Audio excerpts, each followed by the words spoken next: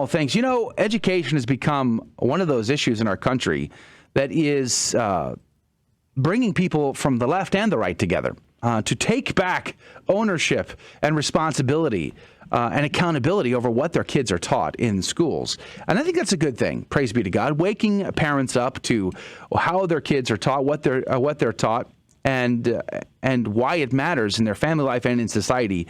I think this is a good thing. But I, especially as a homeschooling father, am very concerned always about the pressures on homeschooling families, which we've seen a massive rise over the past year.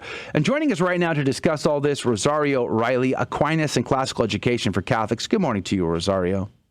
Good morning, Joe. Thanks for having me. Praise be to God. Can we start with that? Were you at all surprised, or how did you feel seeing these reports that have come out? And there's been many now over the past year of parents all over the country going to these school board meetings, voicing their concerns, raising their issues, and wanting some accountability of what gets taught to their kids in school.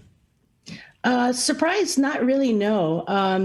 I think in a way, as usual, God always makes good out of bad things. But COVID was a bit of a blessing because many parents were forced to sit in on some of the classes and pay attention to what they were being taught. And as a homeschooler myself, starting about 20 years ago, we kind of saw the writing on the wall of what education was turning into. And the fact that it was really kind of a failed system. If you think about it, really public schools and the institutions, they started about 1870s, so that's fairly new. So when people say, oh, I heard you're doing something new called classical education, it's pretty funny. It's so retro. Yeah. Yes. Vintage. Vintage. We like that. It's cool, man. One of the things that my wife and I had to learn when we decided to take up homeschooling back in like 2000 and I think it was 5 maybe, was to unlearn the bad habits that we learned in our own existence through public education and college and university and all of that. Talk to me about that. What bad habits are there that parents have to kind of wrap their mind around and go, hold on, I need to rethink all of this? Certainly. Well, the modern education system versus classical, it's very different in its purposes and it's the form of how you teach your kids. So classical, even that term has sort of been usurped and defined in many different ways. So I like to call it natural education.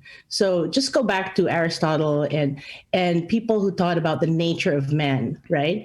The modern education system is all about quantification. It's about cram, study, pass your test, move on. And so when I was, I actually got a master's in education, and oddly enough, ironically, that's what caused me to homeschool because I visited way too many schools and listened to all the formats and all of that. And it seemed to me unnatural. And so when you have a student, and just ask yourself, think back to when you were in high school, and the things you read and the things you did, what do you remember? Almost nothing, So what's more important is that they make relevant connections and they're able to understand things rather than just quickly pass a test and move on and get your certification. So true. True. Yeah. And what is the purpose, not just of education, but of man, right? Our purpose is to know, love, and serve God, to be with him in heaven for eternity. And sadly, our education, even the modern education, used to somewhat be focused in that area, but not at all today anymore. So we have to go back and do the natural way of learning and teaching. Rosario Riley is our guest, Aquinas and Classical Education for Catholics. By the way, her website is aquinaslearning.com. Check it out, aquinaslearning.com. What you said was so true. I had a 3.9 GPA in college. I was on the honor roll all 4 years of high school, except for one semester when I got a C in AP chemistry. I hated that class. Hated it. Other than that, you know how I did that, Rosario? It's not because I'm brilliant, okay? It's because I learned the system of how to get an A, and I was able to rinse and repeat that system.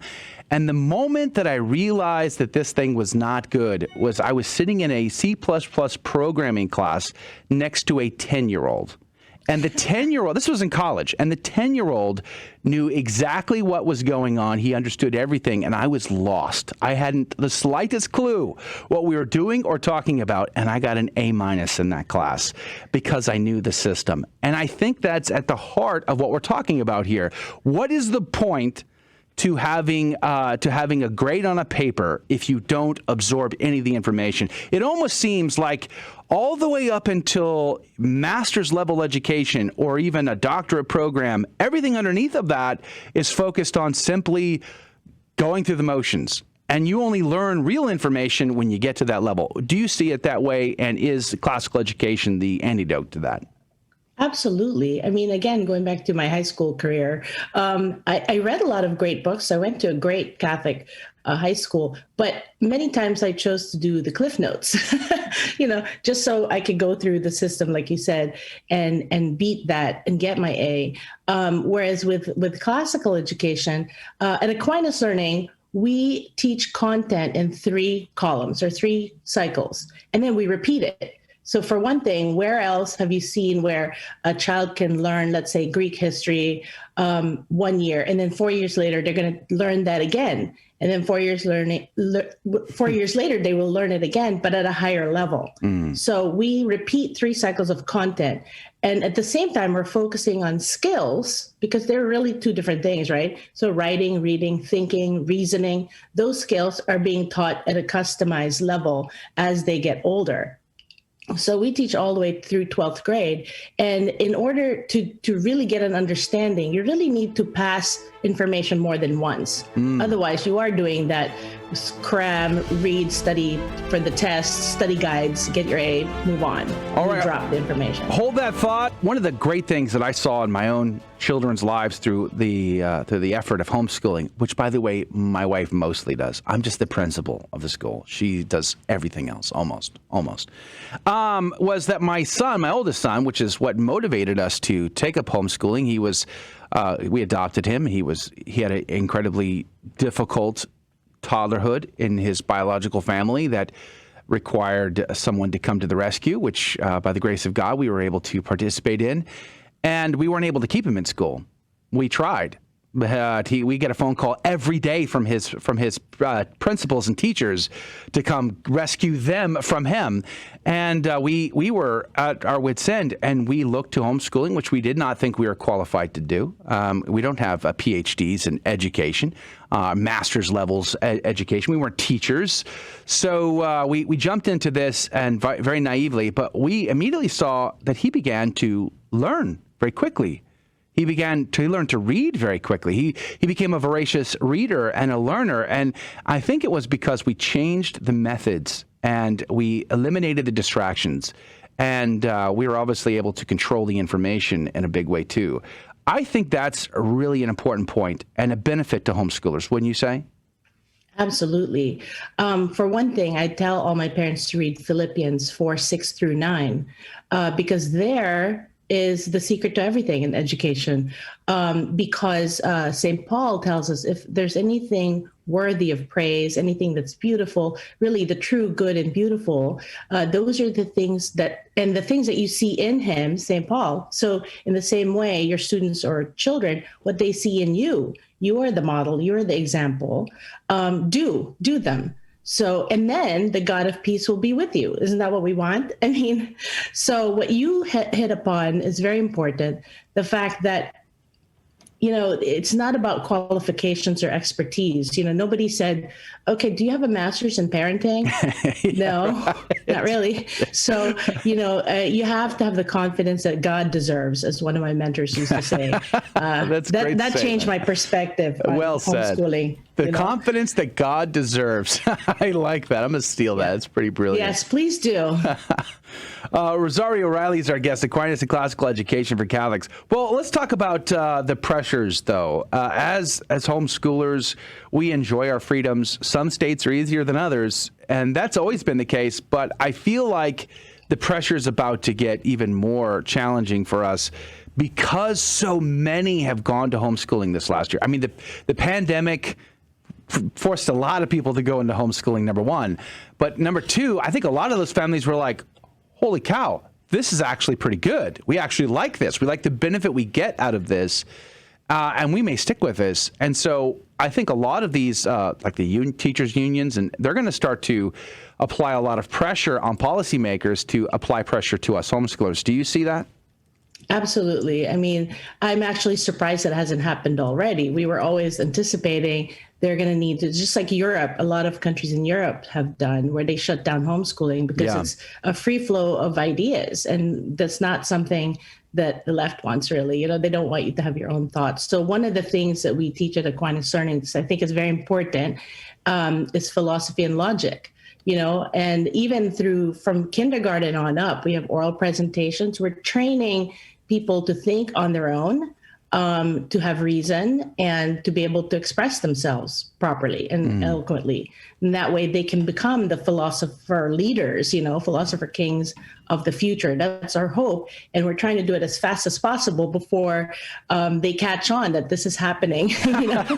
So we were under the radar for the longest time. But I think that I can absolutely, again, see the writing on the wall that this is they can't keep having this be available to people. Otherwise it will go against their agenda of indoctrination, you know, so definitely I think that's coming. That's very interesting. One thing I wanted to is kind of not going backwards to the conversation we had a little bit earlier, but the idea that you're teaching rhetoric and logic to kids is mind blowing, because it's not taught anywhere. You can go to university and not learn logic. And I got a degree in communications and didn't realize till later that we never read any of the great rhetoricians in our speech classes. And it's like, how on earth do you go through your speech classes and never read Seneca and never read the Ars Rhetorica of Aristotle and read these things? Is for a classical education, I guess I'm just more asking for myself, is that teaching like the traditional way of doing grammar, logic, rhetoric under the categories of arithmetic, geometry, music, and astronomy? Or how is that formatted now?